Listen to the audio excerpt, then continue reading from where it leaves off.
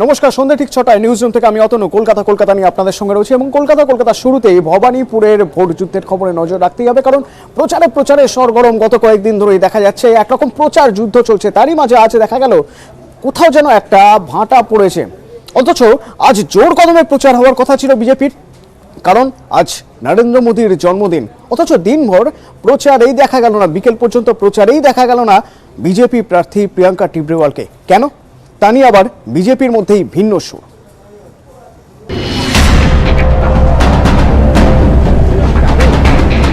ভবানীপুরে উপনির্বাচনের প্রচার তুঙ্গে, কিন্তু বিজেপি কোথায়? শুক্রবার বিশ্বকর্মা পুজো, উৎসবের মেজাজ, তার উপর নরেন্দ্র মোদীর জন্মদিন, কিন্তু এমন দিনে ভবানীপুরে প্রচারে দেখা নেই পদ্ম প্রার্থীর। শুক্রবার বিকেল পর্যন্ত দেখা মিলল না প্রিয়াঙ্কা টিবরেওয়ালের। প্রিয়াঙ্কা নেই, তার হয়েও কেউ নেই। প্রধানমন্ত্রী মোদীর জন্মদিনে প্রচার বিমুখ বিজেপির ভবানীপুর কেন্দ্রের প্রার্থী প্রিয়াঙ্কা টিবরেওয়াল তার ঘোষিত কর্মসূচি ছিল সকাল 9টায় 10 নম্বর জেডিএন রোড ভবানীপুর কেন্দ্রের উড়িয়াপাড়া অঞ্চলে প্রচার সারা, এবং নির্ধারিত সময়ের পরেও কার্যত বিকেল পর্যন্ত কোনো প্রচারেই দেখা নেই প্রিয়াঙ্কা টিবরেওয়ালের। কেন সকাল থেকে প্রচারে দেখা গেল না টিবরেওয়ালকে? এ নিয়েও বিজেপির ভিতরে দুরকম সুর। আমি 7টা থেকে 10:30 অলরেডি প্রচার করে নিয়েছি, আর এখনো আমি রাস্তায় আছি, প্রচারেই আছি। মোদিজির জন্মদিন আমি বাড়ি বাড়ি গিয়ে সেলিব্রেট করি, তো সেখানে মিডিয়া নেই অবশ্যই, যেটা আমি জেনে বুঝে রাখিনি। আমি চাই না আমি কোথায় কোথায় যাচ্ছি, কোন বাড়িতে যাচ্ছি, সেটা সবাই জানতে পারে, সেই জন্য।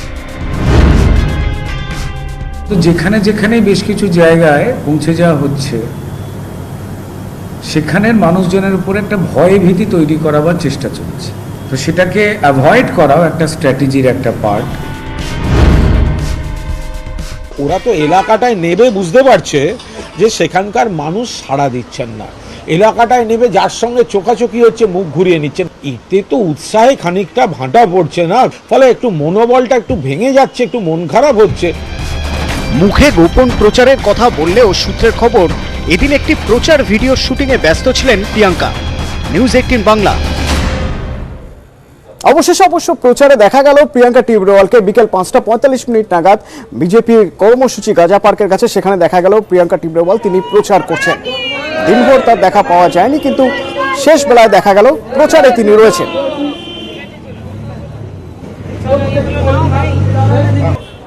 সকাল থেকেই প্রচার চলছে, সকালে অনেক প্রচার করেছি, পরে আমার স্টুডিওতে অনেক রেকর্ডিং এর প্রোগ্রাম ছিল, ওগুলো করলাম। সকালবেলা নির্বাচন কি কারণে বন্ধ হলো?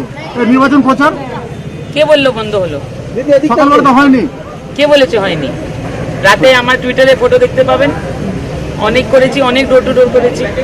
আপনারা হয়তো ঠিক জায়গায় পৌঁছতে পারেননি। কিছু না যে মিডিয়াকে সাইড রাখা আমি কিছু করছি, কিন্তু আজকে সকালে আমি যেখানে যেখানে গিয়েছি সেখানে মানুষের নিরাপত্তা আমাকে দেখতে হবে, তাই জন্য আমি সেই হিসাবে ওখানে গিয়েছি। প্রচারের এক অভিনবত্ব দেখা যাচ্ছে বিজেপির ক্ষেত্রে। কেন? এতদিন পর্যন্ত দিদি বলতে মমতা বন্দ্যোপাধ্যায়কেই বোঝানো হতো প্রচারের ক্ষেত্রে। তাহলে সেক্ষেত্রে বলতেই হয় ভবানীপুরে দিদি বনাম দিদি। তার কারণ বিজেপির প্রচারের যে ব্যানার, যে ফেস্টুন, সেখানে নরেন্দ্র মোদীর পাশে প্রিয়াঙ্কা টিবরেওয়ালের ছবি এবং প্রিয়াঙ্কার পদবীর জায়গায় রয়েছে প্রিয়াঙ্কার দিদি।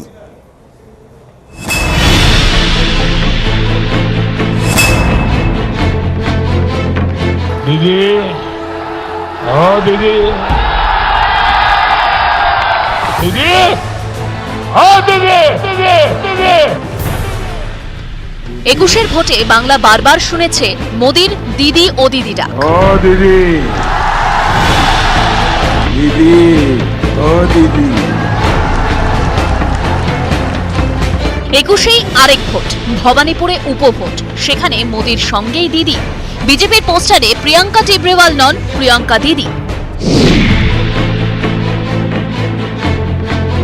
কোথাও বাংলায় পোস্টার, কোথাও হিন্দিতে দিদি। পর্যবেক্ষকদের একাংশের মতে পদ্মের গায়ে বারবার বাঙালি বিরোধী তকমা সেঁটে দিতে চায় ঘাসপুর। 21-এর ভোটে তার ফলও ঘরে তুলেছে তৃণমূল। এই প্রেক্ষাপটে ভবানীপুরের ভোট যুদ্ধে বিজেপি অস্ত্র করতে চাইছে বাঙালি আনাকে। তাই অবাঙালি বিজেপি প্রার্থীর নামের পাশে দিদি, কারণ দিদির সম্বোধনে আপনজন বোঝায়। ভবানীপুরের বিজেপি প্রার্থী প্রিয়াঙ্কা টিবরেওয়ালের পোস্টারের ক্ষেত্রে কোথাও তার পদবি নেই, ব্যবহার করা হচ্ছে শুধুমাত্র দিদি এই শব্দকে। আর জানিয়েই কটাক্ষ শুরু করেছে তৃণমূল কংগ্রেস। তাদের বক্তব্য, আসলে সস্তা প্রচার পাওয়ার লক্ষ্যেই বিজেপি প্রার্থী এভাবেই পোস্টারে তার নিজের পদবি বাদ দিয়ে দিদি শব্দকে রাখছেন। আমাদের বাংলায় একটা কালচার আছে, পুরুষ মানুষকে সবাই দাদা বলে আর মহিলাদের দিদি বলে, তো এইটাই হতে পারে। নাম পদবি লুকাতে হয় এ এমন কোন প্রার্থী? এ তো মহা মুশকিল। কালকে দেখলাম উনি বলছেন যে নির্বাচন কমিশন থেকে উনি নাকি 100 চিঠি পান, 150 পড়েন আর 200 ছেড়েন। আরে পদবিটাই তো ছিঁড়ে ফেলে দিলেন। ভবানীপুরের বিজেপি প্রার্থী প্রিয়াঙ্কা টিবরেওয়াল কখনো ধুনুচি নাচছেন, কখনো আবার বাংলায় বাংলার কথা বলছেন। সেভ বেঙ্গল, বাঙাল বাঁচাও, বাঙালিদের বাঁচাও। এবার বিজেপির পোস্টারে তার নামের সঙ্গে পদবি নেই, শুধু দিদি। পর্যবেক্ষকদের একাংশের মতে বিজেপি এভাবেই বাঙালি মন জয়ের চেষ্টা করছে, ছুঁতে চাইছে বাঙালি আবেগ। ক্যামেরায় অরবিন্দ প্রসাদের সঙ্গে আবির ঘোষাল, নিউজ 18 বাংলা। নরেন্দ্র মোদীর জন্মদিন, রাজ্যে উৎসবের পরিবেশ, 71 কেজি লাড্ডু বিলি। ঠিক এই রকম যখন পরিবেশ, তখন তৃণমূল কি বলছে? তৃণমূল বলছে কি আর করা যাবে, মোদী বিনে তো গীত নাই বিজেপির।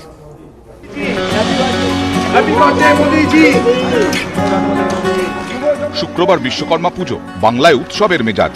এদিনই আবার প্রধানমন্ত্রী নরেন্দ্র মোদীর জন্মদিন, বিজেপির বিরাট উদযাপন। এদিন সকালে মুরলীধর সেন লেনে মোদীর জন্মদিন পালন, গুজরাটি খাওয়া দাওয়া। মোদীর 71, তাই বড়বাজারে 71 পরিবারকে 71 কেজির লাড্ডু বিলি। ভোটের ভবানীপুর পোস্টারে ছেয়েছে, সেখানে মোদীর সঙ্গে বিজেপি প্রার্থী প্রিয়াঙ্কা দিদি। মোদীর জন্মদিন পালনেও প্রিয়াঙ্কা। এসব দেখে তৃণমূলের কটাক্ষ, বিজেপির একমাত্র মোদী সম্বল, তাই 21-এর ভোটে খোদ মোদীকে বঙ্গে বারবার আসতে হয়েছে, মমতার বিরুদ্ধে সুর চড়াতে হয়েছে। তাতে অবশ্য লাভ হয়নি। মোদী কোমর বেঁধে ঝাঁপালেও 21-এর ভোটে বঙ্গজয়ের স্বপ্ন হাতছাড়া হয়েছে বিজেপির। সামনে এবার লড়াই, 24-এ লোকসভা ভোট, তার আগে উত্তরপ্রদেশে বিধানসভা নির্বাচন। এই সব ভোটের দিকে তাকিয়ে মোদী ম্যাজিকে শান দিচ্ছে বিজেপি। আবার ভবানীপুরের উপনির্বাচনেও বিজেপির অস্ত্র সেই নরেন্দ্র মোদী, জানিয়ে কটাক্ষ করতে ছাড়ছে না তৃণমূল। ওইসব করে পয়সা খরচ যেন না করে, কারণ কোনো লাভ নেই। মমতা ব্যানার্জির এখান থেকে দাঁড়ানোর মধ্যে ওরাই হিসেব করুক যে মমতা ব্যানার্জি কত হাজার ভোটে জিতবে। তৃণমূল এত ছোটখাটো ব্যাপারে চাপ নিচ্ছে কেন? তৃণমূল সর্বভারতীয় স্তরে চিন্তাভাবনা করছে, প্রধানমন্ত্রীর নিযুক্তি হবে সেসব নিয়ে আলোচনা করছেন, ঠিক করে ফেলেছেন, মুখপত্রে লিখে ফেলেছেন। কে কাকে দিদি বলছে, এর অনেক উপরে উঠতে হবে তো, সর্বভারতীয় বিষয়। মোদীর জন্মদিনে ধুমধাম, দরজাও তুঙ্গে। নিউজ 18 বাংলা। শুধু আমাদের রাজ্য নয়, দেশের বিভিন্ন প্রান্তে দেখা যাচ্ছে একটা উৎসবের মেজাজ। যেমন আহমেদাবাদে 71 বছর পূর্তি, এবং সেই জন্য 71 ফুট উঁচু কাট আউট নরেন্দ্র মোদীর আহমেদাবাদে, সেই ছবিও ধরা পড়ল।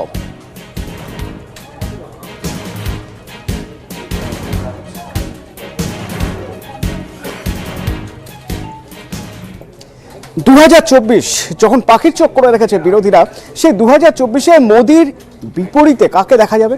না, রাহুল গান্ধীর কথা কিন্তু বলা হচ্ছে না।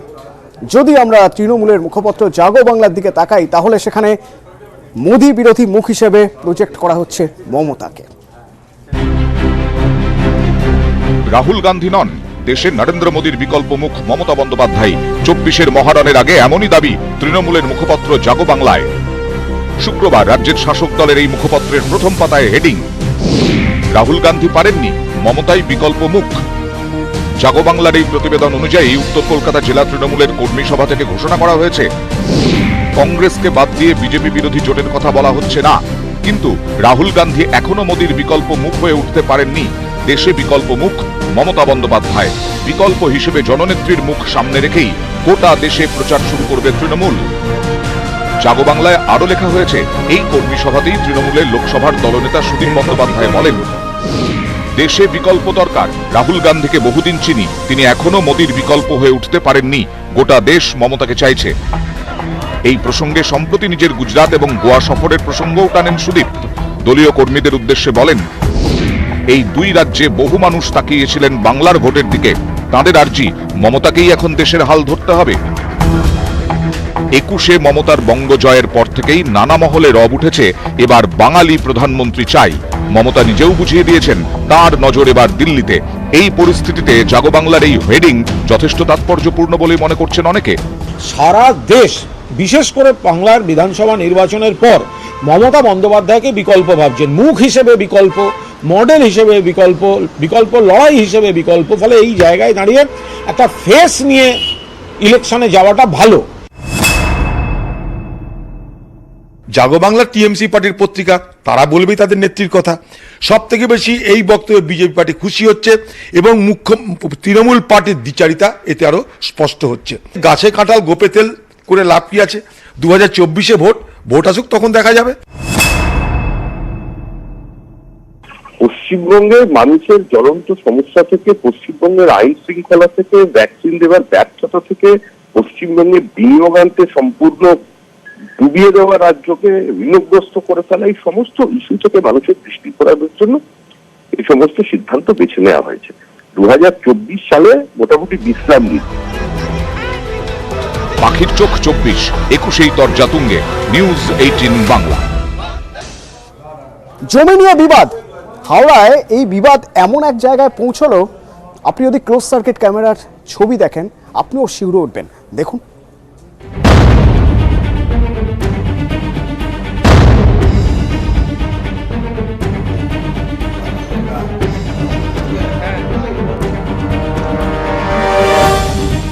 চলছিল তুমুল বচসা, তার মধ্যে আচমকা গায়ে গরম ভাতের ফ্যান। বেলুড়ে তুলকালাম। বেলুড়ের বাসিন্দা মনীষ খাওয়ার, পাশেই বাড়ি দেবনাথ দাসের। স্থানীয় সূত্রে খবর, দুই প্রতিবেশীর মধ্যে জমি নিয়ে বিবাদ দীর্ঘদিনের। বৃহস্পতিবার রাতে বাড়ির সামনে মোটর বাইক রাখা নিয়ে নতুন করে গোলমালের সূত্রপাত। বচসা থেকে হাতাহাতি, বাড়ি গাড়ি ভাঙচুর। আচমকা মনীষের গায়ে ভাতের গরম ফ্যান ঢেলে দেন দেবনাথ। গরম ফ্যান গায়ে জখম হন মনীষ এবং তার পরিবারের দুই সদস্য। অভিযোগ, পাল্টা মারধরে আহত হন অভিযুক্ত দেবনাথের বাবা। गाड़ी हटाने बोल रहे तो गाली काहे दे रहा है, तो उसका एक भाई था, वो आया मेरा कॉलर पकड़ लिया सर, तो उसी में हम दोनों का हाथापाई होने लगा। क्या लेके आया था? वो सोती ना कटाली लेके आया था, चापड़ का जैसा होता है सर, वो लेके आया था, उससे मारने लगा, जिससे हम लोग को बहुत ज़्यादा चोट लग गया। मेरा दो दीदी का सर फट गया। মুটি ধরে ধাক্কা দিয়ে নর্দমায় ফেললে। গরম জলের হাঁড়িটা তো সবাই যখন গেটে ঢুকে গেছে, আমার তো আঁচ, বড় আঁচ আছে ওখানে বসানো, দেখবে চলুন 5 কিলো চালের হাঁড়ির জল ফুটছিল ভাতের চাল বলে। আর সেই সময় ধাক্কা ধাক্কিতে জলটা উল্টে গেছে। এবার আমরা কি করে দেবো, আমার দেওয়ারেরও তো হাত পুড়ে গেছে। দুই পরিবারই বেলুড় থানায় অভিযোগ জানায়। গায়ে গরম ফ্যান ঢেলে দেওয়ার অভিযোগে গ্রেফতার করা হয় দেবনাথ দাসকে। হাওড়া থেকে ক্যামেরায় রাজু ভূঁইয়ার সঙ্গে দেবাশিস চক্রবর্তী, নিউজ 18 বাংলা। আবহাওয়ার খবরে নজর রাখতেই হবে, কারণ আগামীকাল থেকে ফের শুরু হবে দুর্যোগ, দুর্ভোগ এবং রবি ও সোম দক্ষিণবঙ্গে, গাঙ্গেয় পশ্চিমবঙ্গে ভারী বৃষ্টির পূর্বাভাস রয়েছে। 2 24 পরগনা এবং 2 মেদিনীপুরে ভারী বৃষ্টির জন্য সতর্কতা জারি করা হয়েছে রবি ও সোম।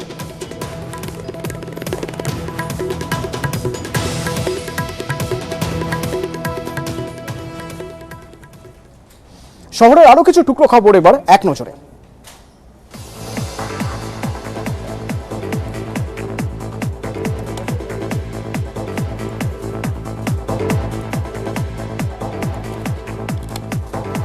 শিক্ষামন্ত্রী বাড়ির সামনে বিক্ষোভ দেখালেন এসএলডি চাকরি প্রার্থীরা। কালিন্দী মোড়ে পুলিশ চাকরি প্রার্থী বচসা, বিক্ষোভকারীদের গ্রেপ্তার করল পুলিশ। প্রধানমন্ত্রীর 71তম জন্মদিনে 71 কেজি লাড্ডু বানালেন কলকাতার ব্যবসায়ীরা। বড়বাজারের 71টি পরিবারকে প্রধানমন্ত্রীর 71তম জন্মদিন উপলক্ষে লাড্ডু বিতরণ করা হয়।